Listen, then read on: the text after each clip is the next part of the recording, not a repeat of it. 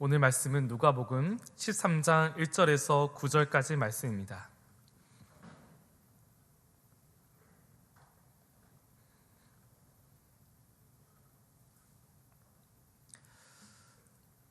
누가복음 13장 1절에서 9절 말씀을 우리 교독하겠습니다. 그때 마침 두어 사람이 와서 빌라도가 어떤 갈릴리 사람들의 피를 그들의 제물에 섞은 일로 예수께 아뢰니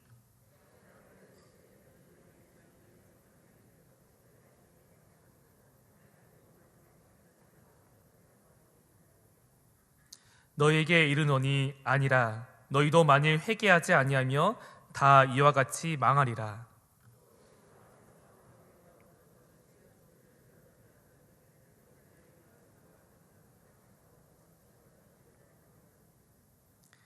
너희에게 이르노니 아니라 너희도 만일 회개하지 아니하면 다 이와 같이 망하리라. 열매 맺지 못하는 무화과 나무 비유.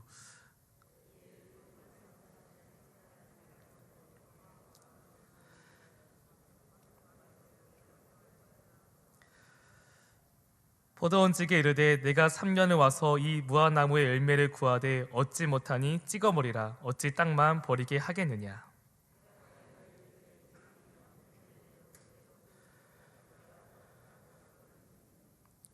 함께 읽겠습니다. 이후에 만일 열매가 열면 좋거니와 그렇지 않으면 찍어버려서 하였다 하시니라. 아멘. 오늘 찬양 예배를 드리는 성도 여러분들에게 하나님의 은혜와 평강이 있기를 또 간절히 소망합니다. 사랑의 사전적인 뜻은요, 어떤 사람이나 존재를 몹시 아끼거나 귀중히 여기거나 또한 그런 이들을 지칭하는 뜻입니다. 동사 사랑하다의 옛말은요, 괴다입니다. 괴다, 고이다. 이 뜻은 생각하다 뜻입니다. 이는 사랑이라는 것이 곧 누군가를 끊임없이 생각하고 또한 그 사람을 생각하면 웃음이 난다라는 뜻을 가지고 있습니다. 사랑이라는 이미지를 떠오르면 아끼다, 귀중히 여기다, 끊임없이 생각난다, 웃음이 난다라는 이런 이미지를 갖고 있습니다. 사랑의 부재가 발생했을 때 우리는 슬픔을 경험합니다. 사랑의 이를 떠나보낼 때, 또는 더 이상 함께할 수 없을 때, 또는 사랑이 깨져서 이 찾아오는 슬픔들은요, 다 사랑의 부재 때문에 그렇습니다. 남편을 잃은 여인을 과부라고 칭합니다. 부모를 잃은 아이를 고아라고 부릅니다. 자녀를 잃은 부모는요, 표현할 말이 없습니다. 너무나 슬프고 참혹하기에 자녀를 잃은 부모를 표현할 말들이 없다고 합니다. 굳이 한자로 쓰면요, 참혹할 참에 슬플 척을 써서 참척이라고 씁니다. 자녀를 잃은 부모 그 슬픔이 말 그대로 참혹할 정도로 슬프다는 상태이기 때문에 참척이라는 말을 씁니다. 회개하여 구원에 이르게 하시다. 이 기독교의 진리의 명제는요, 단순히 회개해서 구원에 이를 거라는 단순한 명제가 아니고요, 여기에는 이런 사랑과 아픔이 동반되어져 있다는 것입니다. 마가복음 15장 34절 말씀입니다. 제9시에 예수께서 크게 소리 지르되 엘리 엘리 나바 사막다미 하시니 이를 번역하며 나의 하나님 나의 하나님 어찌하여 나를 버리셨나이까 하는 뜻이라. 회개에 이르게 하는 사랑에는요, 이런 아픔이 있습니다. 자식을 먼저 잃어버려야 하는 우리 하나님 아버지의 사랑과, 또는 예수님께서 아버지에게 버림을 받아야 하는 그 아픔이 동반되어져 있다는 것입니다. 회개는 단순히 하나님께서 우리를 질책하게 하는 것이 아니고요, 우리에게 주신 기회입니다. 하나님의 사랑의 호소이기도 합니다. 이 기회를 주시고자 하나님께서는 자녀를 잃어버리는 그 참적 같은 아픔을 감당하셨고요, 예수님은 아버지께 버림받는 그 아픔과 슬픔을 담당하셨습니다. 그런데 우리의 신앙생활은 어떠합니까? 우리는 신앙생활을 하면서 영적인 교만이 찾아오기 시작합니다. 영적인 교만은 나 자신을 제대로 바라보지 못하는 것에 있습니다. 내가 저 사람보다 나아, 내 집단이 저 집단보다 나은 집단이야, 우리 교회가 저 교회보다 좋은 교회야. 영적인 교만은 다른 사람과 비교하면서 나 스스로 평가하고 높이 하는 것이 바로 영적인 교만입니다. 이 교만이 심해지고 심해질 때 우리는 회개에게 이르지 못합니다. 그리스도인은 신앙생활에 있어 경계할 것이 바로 영적인 부패입니다. 예수님을 굳건히 믿는 자들도 언젠가 무너지기 시작하는데 그 무너지기 시작하는 시점이 바로 영적으로 부패되어질 때라는 것입니다. C.S. 루이스는 교만은 영을 부패시키며 망상의 하나님을 섬긴다고 말합니다. 즉 영적인 부패는 이 교만에서 시작한다고 말하고 있습니다. 영적인 부패가 시작되면서 사라지는 것이 있습니다. 그것이 바로 회개입니다. 형식적인 회개, 그저 정확한 죄에 대한 고백 없이 영적으로 재창하는 회개만 남는다는 것입니다. 말씀으로 보는 자아 성찰이 없고요, 오늘과 함께 하시는 하나님, 예수님, 그 성령님을 바라보지 못하게 한다는 겁니다. 오늘 본문에서 예수님은 영적으로 교만해진 이 두어 사람을 향해서 질책하고 계십니다. 13장 1절 말씀은 그때 마침이라는 그 단어는요, 시간이 연속적으로 계속 이어지고 있다는 것입니다. 즉 12장 말씀이 끝난 것이 아니라 그 시간과 그 순간이 계속 이어지고 있음을 말씀하고 있다는 것입니다. 12장에서 예수님께서 전하신 말씀은 다가올 심판에 대비하라는 말씀이었습니다. 심판하는 문맥 일액 안에서 이 시대를 분별하고 회개할 것을 촉구하는 말씀을 가르치고 계셨다는 것입니다. 그때 마침 두어 사람이 예수님께 찾아와 아뢰고 있습니다. 누가복음 13장 1절 말씀입니다. 그때 마침 두어 사람이 와서 빌라도가 어떤 갈릴리 사람들의 피를 그들의 제물에 섞은 일로 예수께 아뢰니. 두어 사람이 와서 빌라도가 어떤 갈릴리 사람들의 피를 그들의 제물에 섞은 일로 예수님께 아뢰고 있습니다. 심판과 회개에 대한 가르침을 듣고 나서 그들의 아뢰인 것은 이 사건에 대한 평가를 예수님께 기대했다는 것입니다. 12장의 말씀을 들으면서 그들은 깨닫지 못합니다. 그들은 이 죄악의 정도가, 이 죄악의 크기에 따라서 재앙이 찾아온다고 여겼다는 것입니다. 갈릴리 사람들의 죄가 커서 빌라도의 위에 심판을 받았다고 생각했기 때문입니다. 틀림없이 이 사람들은 중대한 번제를 저질렀기에 심판당했을 거야 하면서 그 평가를 예수님께 듣고 싶었다는 것입니다. 예수님, 우리는 그 어떤 갈릴리 사람들과 다릅니다. 우리는 죄가 크지 않습니다. 예수님, 죄의 크기에 따라서 심판받는 것이 어떠합니까? 그들의 죄는 얼마나 중합니까? 예수님께서 두어 사람에게 갈릴리 사람들의 죽음과 실로암 망대에서 무너져 치어 죽은 18사람 죄에 대해서 말씀하고 계십니다. 정확히 성경에서 무슨 이유로 어떤 갈릴리 사람들이 죽었는지, 또는 무슨 이유로 실로암 망대에 치어 죽은 18사람에 대해 죄가 정확하게 자세하게 기록되어 있지 않습니다. 하지만 예수님 말씀을 비춰봐서 그들의 죄는 좀 유추할 수 있습니다. 2절 말씀에 예수님께서 쓰신 죄의 언어는 하마르톨로스입니다. 이 하마르톨로스는 두 가지 의미를 갖고 있습니다. 영적이나 또는 영적 생활의 영역에 한정되어 쓰는 단어입니다. 도덕적 결심과 실수를 나타낼 때 쓰는 것이 바로 이 하마르톨로스입니다. 예수님께서 갈릴리 사람들의 죽음에 대해서 이렇게 말씀하십니다. 이 갈릴리 사람들의 죄가 더 있어 해받은 줄로 아느냐 하시면서 그 두어 사람을 깨우치고 있다는 것입니다. 죽음에 대해서 영적인 생활, 하나님의 말씀과 율법에 따라 살지 못한 영적인 죄로 인해 심판을 말씀하지만, 하지만 정작 자신의 모습을 돌아보지는 못하는 그 두어 사람에게 그 말씀을 보여주고 있다는 것입니다. 다른 사람의 재앙과 심판에 대해서 나 자신은 다르다는 것입니다. 이것이 영적으로 교만해진 사람들의 상태입니다. 다른 사람들의 불행에 대해서 그 사람들의 죄를 찾습니다. 그리고 그 불행 말하기를 좋아합니다. 우리는 그런 사람들과 다릅니다. 하나님 앞에 드리는 자신의 영적인 신앙생활을 의로 여긴다는 것입니다. 우리는 신앙생활이 경건해서 하나님께 올바라서 우리는 그러한 심판을 받지 아니하였다는 것입니다.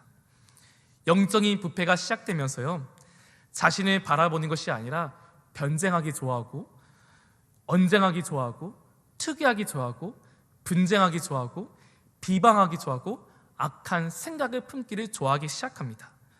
다른 사람의 불행에 대해서 그 사람을 조롱하고 정죄하고 비방하고 악한 말을 하기 시작합니다.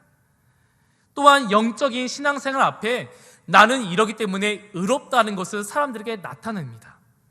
디모데전서 6장 4절에서 5절 말씀입니다.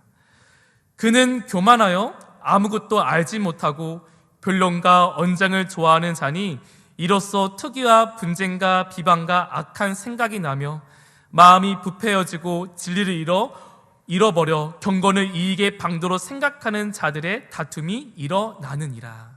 아멘. 그는 교만하여, 여기에 지칭하는 그는 예수님의 말씀을 들었지만 경건과 교훈을 따르지 아니하는 자들입니다. 예수님의 말씀을 들었습니다. 하지만 그 말씀을 따르지 못합니다. 영적으로 교만해지자 내 경건을 바라보기 때문입니다.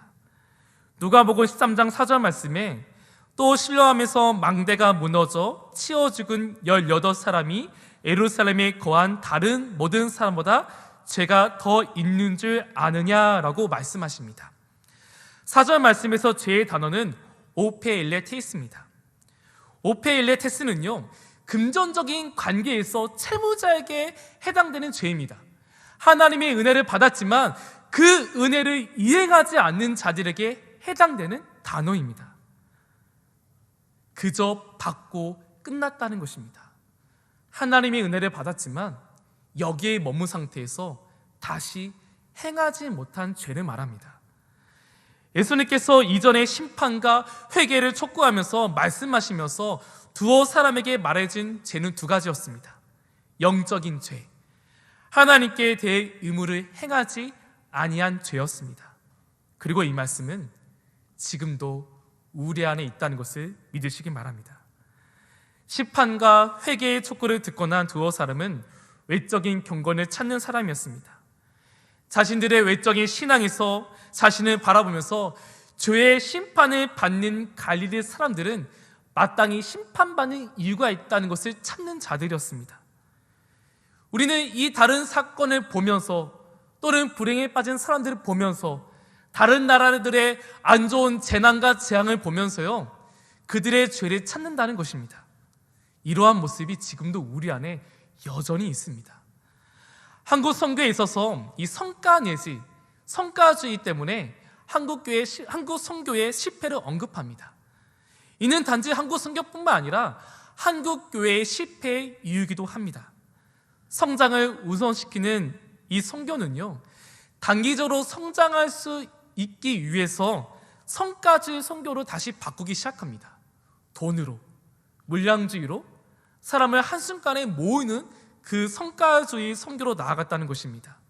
그 결과 많은 사람들이 하나님 앞에 나왔지만 그 많은 사람 중에서 참된 열매를 맺는 사람은 없다는 것입니다. 그들이 하나님을 보러 나온 것이 아니라 그 성과주의에서 돈과 물량을 바라보고 나왔기 때문에 그 선교를 실패를 말합니다. 한국교회도 마찬가지입니다. 외적인 열매, 외적인 성장만 외치다 보니까 성장은 하였지만 그 가운데 열매 맺지 못하는 풍성한 무화과 나무, 가지만 풍성한, 잎사귀만 풍성한 그 무화과 나무와 별다를 게 없다는 것입니다. 외형적으로 평가되기 시작할 때 교회가 교만하기 시작하고요, 외형적으로 평가될 때 선교가 교만하기 시작하고요, 외형적으로 평가될 때 우리의 삶이 교만하기 시작한다는 것입니다. 이 모든 것의 시작은 하나님의 나라를 전파하고 복음을 뿌리겠다는 은혜로부터 시작되었습니다. 하지만 영적으로 부패해지고 교만해지자 그 은혜를 바라보지 못하게 됩니다. 단지 성과, 외형적인 성장, 그것만 바라보기 시작합니다. 다른 교회보다 좋은 평가를 받고 싶은 그 성장, 다른 사람보다 좋은 평가를 받기 위해서 열심히 사역하고 봉사하는 그런 마음들, 그 모든 것들이요 사실은 교만이며 우리 가운데서 우리의 영을 부패한다는 것입니다. 다른 사람과 비추어 나 자신을 평가합니다. 하나님과 나의 관계를 바라보지 못한 채 다른 주변 사람과 비교하면서 물질적인 것, 영적인 것, 육적인 것들, 내가 가진 것들을 비교하면서 평가한다는 것입니다. 혹시 여러분 자녀들을 비교한 적 있으십니까? 누구 권사님 아들, 딸들은 잘한다는데 너는 왜 그러니? 야, 여기 아는 잘하는데 너는 왜 이렇게 청소도 안 하니? 여러분 혹시 자녀에게 이런 비교를 했다면요, 자녀에게 오늘 가서 회개하십시오. 내 자녀가 최고의 기쁨과 감사함을 알지 못한 채 남들과 비교했던 것은요 이미 여러분 삶 속에서요 영적인 교만이 시작되었다는 것입니다. 예수님께서는 이러한 생각들을 깨시며 다시 회복시키고자 하십니다. 두어 사람이 찾아온 의도를 예수님께서는 철저하게 깨부십니다. 인과응보론적인 그런 사고를 갖고 있는 이들에게 예수님이 이렇게 말씀하십니다. 너희들도 다를 바 없느니라. 누가복음 13장 3절 5절 말씀은요 동일하게 기록되어 있습니다. 너에게 이르노니 아니라 너희도 만일 회개하지 아니하며 다 이와 같이 망하니라. 이 두 구절의 말씀은요 죄를 선포하시고 난 뒤에 회개를 촉구하는 말씀이었습니다. 신라와 망대에 치어 죽은 18사람의 죄를 말하고 나서요 동일하게 이 말씀을 그들에게 들려줍니다. 두 가지 죄를 말씀 끝에 동일하게 등장한 이 말씀은요 만일 회개하지 않으며 다 망한다는 것입니다. 이 말씀은 지금 우리에게도 해당되는 말씀입니다. 그러면서 예수님께서는 열매를 맺지 못하는 무화과 나무 비유를 말씀하고 계십니다. 포도원에서 무화과 나무를 심어 자라고 열매를 맺을 때까지 성장하였지만 열매를 구하지 못하는 나무가 있습니다. 누가복음 13장 7절 말씀입니다. 포도원지에게서 이르되 내가 3년을 와서 이 무화과 나무에서 열매를 구하되 얻지 못하니 찍어버리라. 어찌 땅만 버리게 하겠느냐. 아멘. 포도원 주인은 하나님을 비유합니다. 포도원은 하나님의 나라를 비유합니다. 포도원 지기는 예수님을 비유하고 있습니다. 열매를 맺지 못하는 나무의 끝은 찍어버린다는 것입니다. 하나님께서 심판을 선포하고 계십니다. 근데 하나님은요 두 가지 성품을 갖고 계십니다. 심판을 선포하는 공의가 있을 때 같이 발생하는 성품이 있습니다. 그것이 바로 사랑입니다. 심판 앞에 하나님은 이 사랑이 드러나서 심판을 보류시킵니다. 그리고 나서 외치는 게 바로 회개입니다. 회개를 말씀하신 것은 우리를 징계하기 위해서, 우리를 혼내기 위해서, 우리를 질책하기 위해서 말씀하는 것이 아니라 하나님의 사랑의 호소라는 것입니다. 열매 맺지 못하는 그 무화과 나무에게 하나님께서 다시 한번 사랑의 호소를 외치고 있습니다. 누가복음 13장 8절 말씀입니다.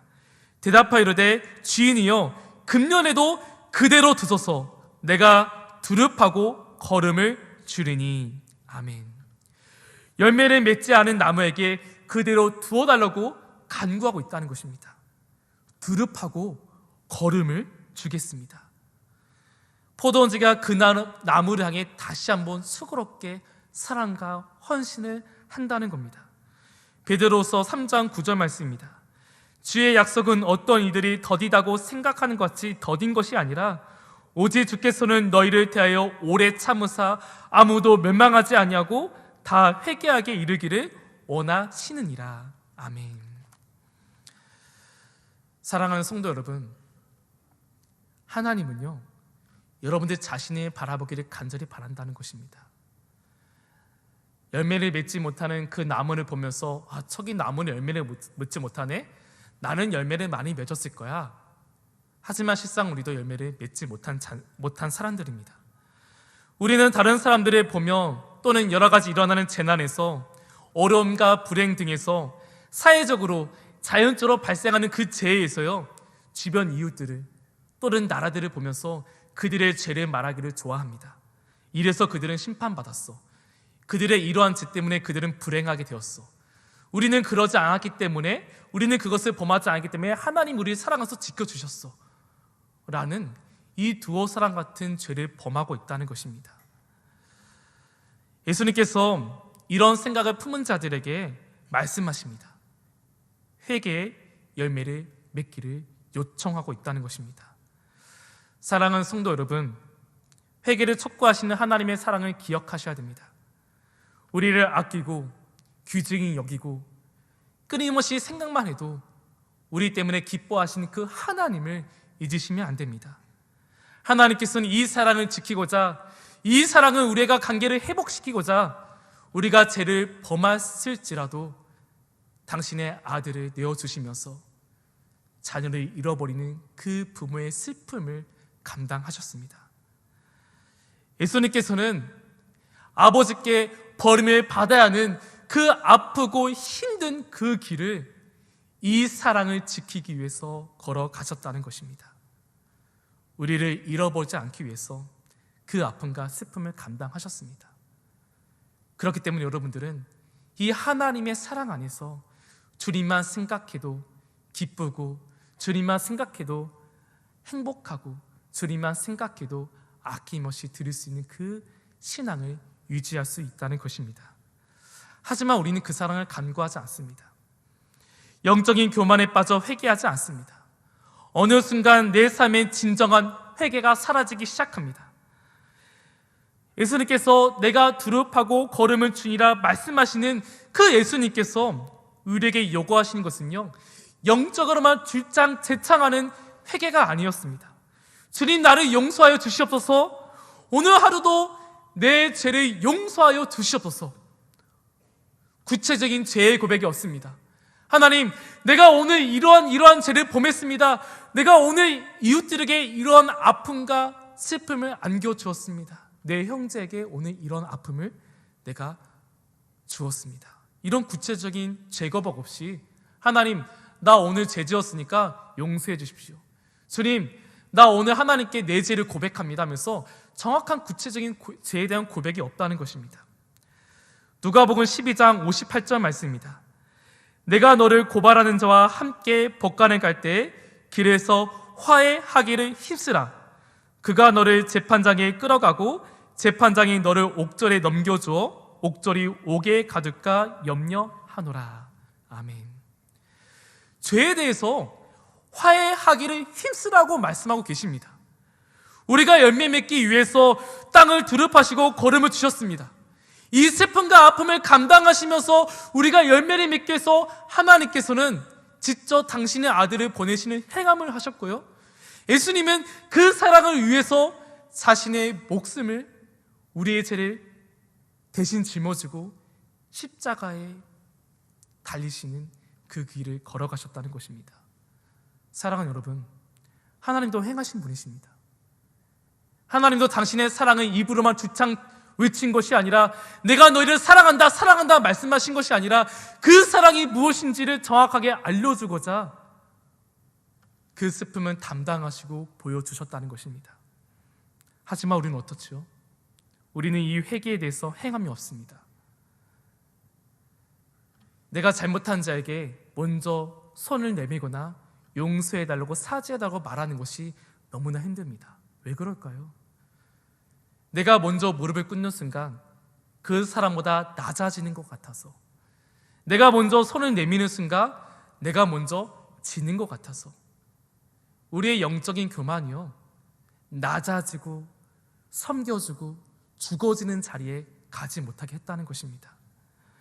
우리는 교만하지 않습니다 외치지만 실상 나의 삶을 하나님께서 돌아보신다면 우리가 늘 고백할 것은, 하나님, 주님의 말씀을 알았지만, 낮아지라 섬겨라고 했지만, 하나님, 실상 내가 낮아지고 섬겨라는 자리에선 그러지 못했습니다. 그러한 용기와 담대함이 없었습니다. 사랑하는 성도 여러분, 하나님께서 오늘 우리에게 이렇게 말씀하십니다. 회개하여 열매를 맺으라.